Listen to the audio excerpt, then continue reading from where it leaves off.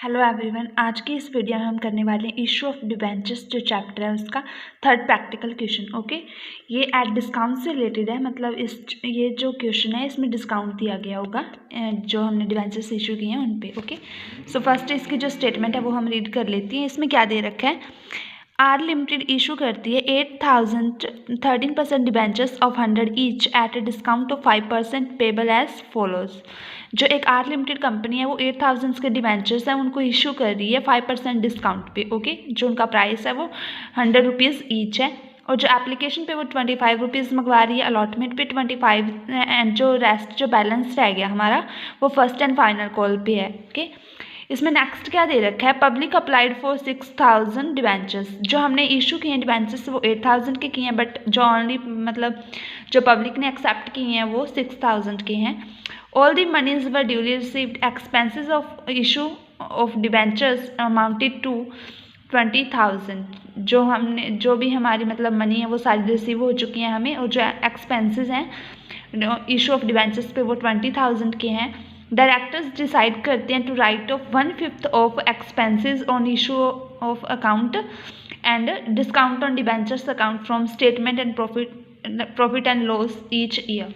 Okay, इसका क्या मतलब है, जो डायरेक्टर्स हैं वो डिसाइड करते हैं कि जो वो जिनका मतलब जो उनके एक्सपेंसेस हुए हैं, एक्सपेंसेस ऑन इशू और डिस्काउंट पे जो भी उनके चार्जेस आए हैं वो 1/5 है ना उनका एक्सपेंसेस का, उनका वो statement of profit and loss से चार्ज करेंगे। ओके, सो इसके हम एंट्रीज देख लेते हैं। फर्स्ट एंट्रीज क्या होगी हमारी, फर्स्टली हम इसकी जो भी एप्लीकेशन मनी है वो रिसीव करेंगे, डिवेंचर्स की जो भी एप्लीकेशन मनी होगी, और जो एप्लीकेशन मनी आएगी वो हमारे पास 6,000 के अकॉर्डिंग आएगी। 6,000 पे 25 रुपीज़ हमारे पास आएंगे। ओके, सो इसके फर्स्ट एंट्री क्या रहेगी, फर्स्ट एंट्री देखो इसकी, बैंक अकाउंट है वो डेबिट हो जाएगा to 13% debentures application account. Okay, 6,000 के एप्लीकेशन जो हमारे पास जो हमारे डिबेंचर्स हैं वो एक्सेप्ट हुए हैं एंड 25 रुपीज़ उनकी वैल्यू है। ओके, एप्लीकेशन पे जो हम अमाउंट मंगवा रहे हैं तो ये हमारे पास आ जाएगा 150।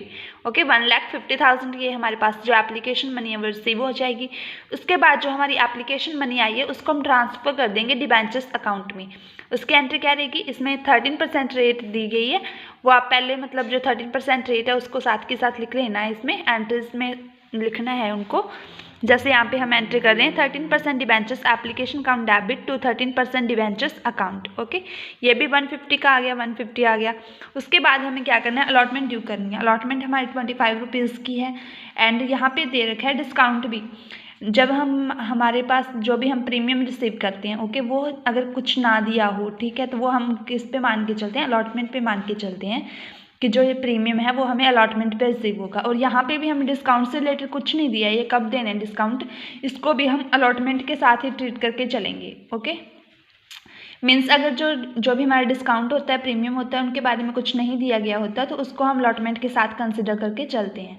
सो इसके अलॉटमेंट ड्यू करने की एंट्री क्या रहेगी, ऊपर हम लिखेंगे 13% debentures allotment account debit and discount on debentures. Okay, discount on debentures account debit हो जाएगा बिकॉज जो डिस्काउंट है वो एक्सपेंसेस हैं, इसको हमने डेबिट कर दिया टू 13% डिबेंचर्स अकाउंट।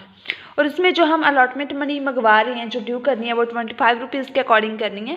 6,000 इंटू 25 हो गया, ये हमारी जो भी मतलब डिबेंचर्स की अलॉटमेंट की अमाउंट है वो आ गई। उसके बाद हमें क्या करना है, जो डिस्काउंट आ रहे हैं ना वो डिस्काउंट हमारा 5% है, 100 का 5% 5 रुपीज़ हो गया, उसके अकॉर्डिंग हम यहाँ पे लिखेंगे 6,000 इंटू 5 रुपीज़ का हमारे पास डिस्काउंट आ रहा है। ओके, इसको भी डेबिट कर देंगे, 30,000 हो गया।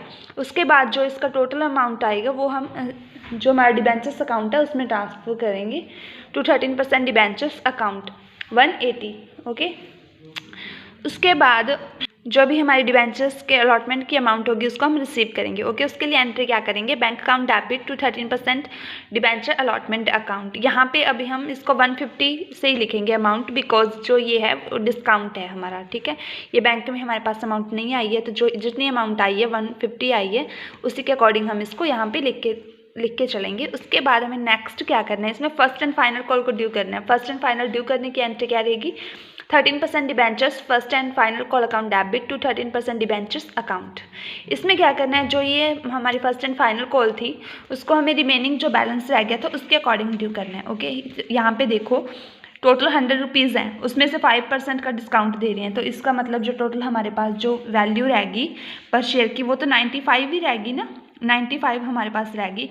25 और 50 तो हमने यहाँ पे यूज़ कर ली। उसके बाद जो रिमेनिंग बैलेंस रह गया वो 45 रह गया। उसके अकॉर्डिंग ही हम जो हमारी फर्स्ट एंड फाइनल कॉल है उसको ड्यू करेंगे। ओके, सो इसकी एंट्री क्या आ जाएगी, 6000 पे 45 पे रुपीज़, मतलब जो 45 रुपीज़ है उसके अकॉर्डिंग हम इसको ड्यू करेंगे।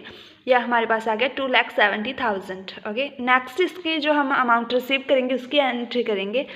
उसमें हमें क्या करना है, बैंक अकाउंट डेबिट हो जाएगा, तो 13% debentures first and final call account ये क्रेडिट आ गया।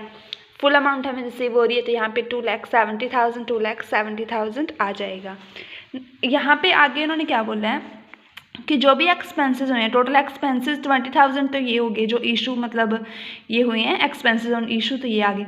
और जो डिस्काउंट ऑन डिबेंचर है वो हमारा क्या है, ये भी 30,000 है ना, ये रहा। यहाँ पे जो हमारे एक्सपेंसेस हुए थे इनको हमें क्या करना है, पहले तो जो भी हमारे एक्सपेंसेस हैं उनकी हम पेमेंट कर देंगे।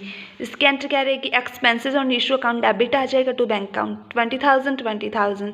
नेक्स्ट इनको हमें ट्रांसफ़र करना है, इनको मतलब राइट ऑफ करना है किसके अगेंस्ट, 1/5 इनका राइट ऑफ करना है इसमें जो हमारा statement of profit and loss होता है उसके अकॉर्डिंग। ओके, सो इसके अंदर क्या रहेगी, statement of profit and loss account debit हो जाएगा to discount on debentures. Discount on debenture totally कितनी वैल्यू थी, 30,000 थी।